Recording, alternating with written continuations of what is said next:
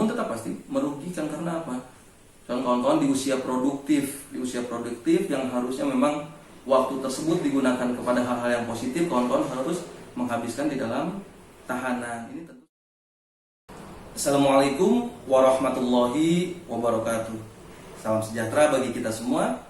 Semoga kita senantiasa diberikan kesehatan, keberkahan, dan ilmu yang bermanfaat oleh Allah Subhanahu wa Ta'ala.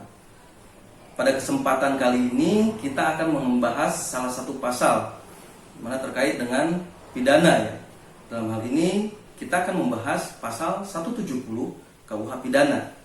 Atau di masyarakat biasa dikenal dengan kejadian pengeroyokan.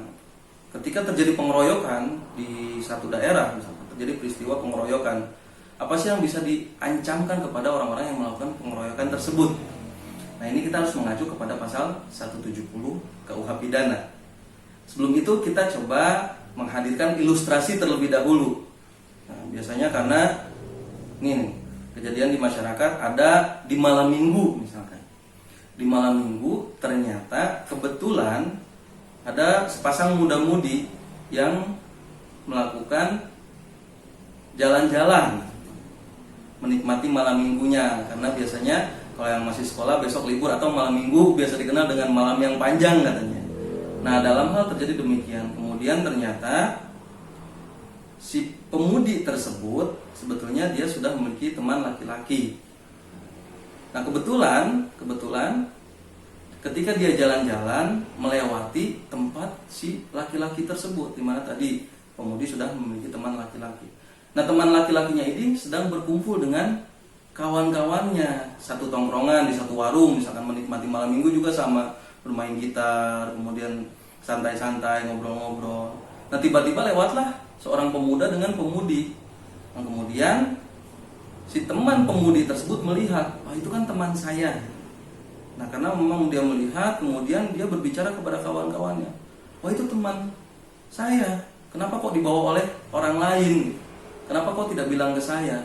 Nah, karena ini biasanya di satu perkumpulan atau biasanya di satu tongkrongan ini mempunyai rasa solidaritas yang tinggi, rasa peduli yang sangat tinggi. Lalu kemudian karena dia melihat orangnya tersebut merasa tersakiti karena teman pemudinya tadi dibawa oleh orang lain, maka kemudian teman-temannya, "Sudah, kita kejar saja." Tanpa berpikir panjang lagi, "Sudah, kita kejar saja. Kita buat perhitungan dengan orang tersebut." Dikejarlah orang tersebut kan, dengan pemudi tadi dikejarlah. Setelah dikejar ternyata terkejar, dan kemudian begitu turun si pemuda tadi yang teman pemudi ini kemudian langsung memukul yang membawa motor, memukul, dan kemudian teman-temannya ikut membantu, ada yang memegang, ada yang kemudian ikut memukul juga, ada yang kemudian melakukan tindakan-tindakan misalkan menendang, mencaci maki sambil menendang gitu, kemudian menampar dan lain sebagainya. Nah, apakah hal tersebut bisa dikenakan tindak pidana? Walaupun tadi berangkatnya dari rasa solidaritas, kemudian berangkatnya dari rasa kepedulian terhadap teman, kita melihat dari perspektif hukum itu sendiri sebagaimana diatur dalam pasal 170 KUH Pidana. Apakah kejadian tersebut bisa diancam dengan tindakan pidana? Mengacu pada pasal yang tadi telah disebutkan, hal tersebut jelas dapat diancam dengan pidana penjara dalam hal ini. Karena apa?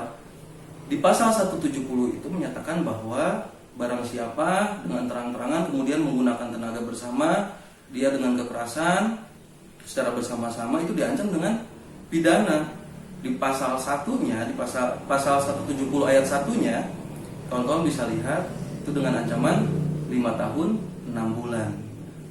Ini tinggal kita melihat nanti korbannya ini sampai mana. Apakah luka-luka saja ataukah memang sampai luka berat atau memang sampai meninggal dunia. Ini penerapannya pun lain, atau pasal atau ancaman yang dikenakannya pun lain. Nah, dalam pasal 170 tersebut diatur bahwa ketika misalkan seseorang tersebut atau korban tadi kemudian dia mengalami luka-luka, maka dia bisa diancam atau pelaku ini bisa diancam dengan pidana penjara selama 7 tahun penjara. Lalu kemudian bagaimana ketika si korban tadi ternyata bukan hanya luka-luka saja, tapi luka berat sampai menyebabkan cacat. Nah, ini bisa diancam dengan pidana penjara selama 9 tahun, kawan-kawan. Lain lagi ketika memang korban tersebut ternyata kemudian karena tadi dilakukan kekerasan dengan tenaga bersama secara terang-terangan, orang tersebut atau korban tersebut meninggal dunia, maka ancamannya adalah 12 tahun penjara. Nah, di sini kita melihat di pasal 170 itu, kenapa sih kemudian pasal 170 itu ada kata-kata tenaga bersama. Nah, bersama di sini sih minimal berapa orang? Jadi bersama di sini dilakukan minimal oleh 2 orang gitu. Ketika kekerasan tersebut dilakukan oleh 2 orang. Minimal oleh 2 orang. Jadi bisa dikenakan pasal 170. Nah, tentu ketika sudah terjadi kemudian diproses dalam sesuai dengan hukum acara pidana, ini kawan-kawan yang tadi melakukan akan merugikan diri sendiri. Makanya kenapa kemudian tadi walaupun berangkat dari rasa solidaritas, berangkat dari rasa kepedulian, tetap harus berpikir panjang. Ketika terjadi permasalahan-permasalahan, ketika terjadi perselisihan-perselisihan, tetaplah kedepankan musyawarah untuk menyelesaikan satu permasalahan. Tetaplah kedepankan musyawarah untuk menyelesaikan satu permasalahan. Agar apa? Agar tidak ada pihak-pihak yang pada akhirnya rugi atau dirugikan. Seperti tadi misalkan ketika terjadi pengeroyokan kemudian menyebabkan meninggal dunia. Nah, tadi tanpa berpikir panjang lagi karena rasa solidaritas kemudian langsung mengejar, langsung memukul bersama-sama dengan tenaga bersama secara terang-terangan, lalu kemudian menyebabkan orang meninggal. Maka tadi ketika diancam dengan pidana 12 tahun penjara, tentu ini bukan waktu yang sebentar, walaupun belum tentu ketika vonis belum 12 tahun penjara, tergantung nanti dalam proses peradilan tentunya dengan fakta-fakta yang ditemukan dan lain sebagainya, nanti ada pertimbangan-pertimbangan majelis hakimnya gitu. Namun tetap pasti merugikan karena apa?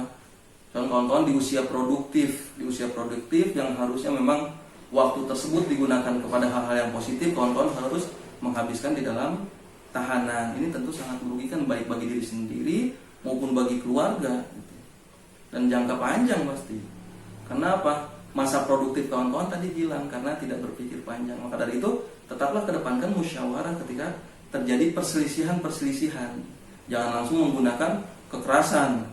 Tentu ketika menggunakan kekerasan pada dasarnya akan merugikan diri sendiri karena kita adalah negara hukum. Karena kita adalah negara hukum di mana setiap orang itu diikat oleh hukum. Tidak bisa dia berlaku seenaknya, semaunya, atas dasar hanya keberanian saja atau atas dasar hanya solidaritas saja. Tidak bisa seperti itu. Ada aturan hukum yang berlaku di negara kita.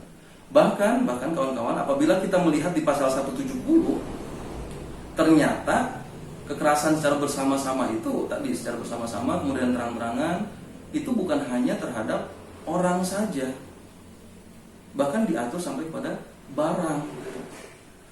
Jadi korbannya bukan hanya orang saya. Kalau misalnya tidak ada korban orang, barang pun sama kawan-kawan tetap bisa diancam dengan pidana sebagaimana diatur dalam pasal 170.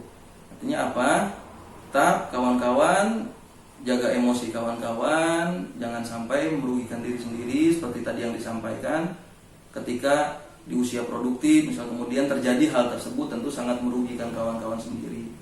Di samping itu, selain merugikan diri sendiri, tentunya akan merugikan keluarga. Dalam hal ini orang tua kita pun pasti dirugikan. Dia pasti juga memikirkan bagaimana kemudian masa depan anaknya, bagaimana kemudian ketika terjadi hal tersebut, atau bahkan si korban ini orang tuanya ketika si anaknya meninggal, bayangkan bagaimana perasaannya. Nah, ini hal-hal yang memang harus dipertimbangkan. Jangan sampai kekerasan selalu menjadi solusi utama. Jangan sampai seperti itu. Ketika terjadi perselisihan, sekali lagi ketika terjadi perselisihan, kedepankanlah musyawarah, duduk bersama dengan pikiran tenang untuk menyelesaikan permasalahan-permasalahan yang terjadi.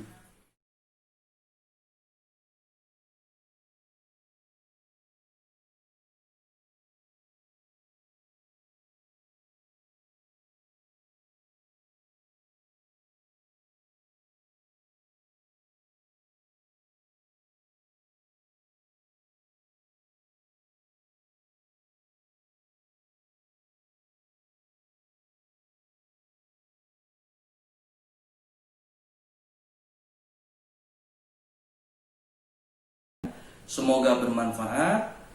Semoga kita semua senantiasa diberikan kesehatan, keberkahan, dan ilmu yang bermanfaat oleh Allah Subhanahu wa taala. Assalamualaikum warahmatullahi wabarakatuh.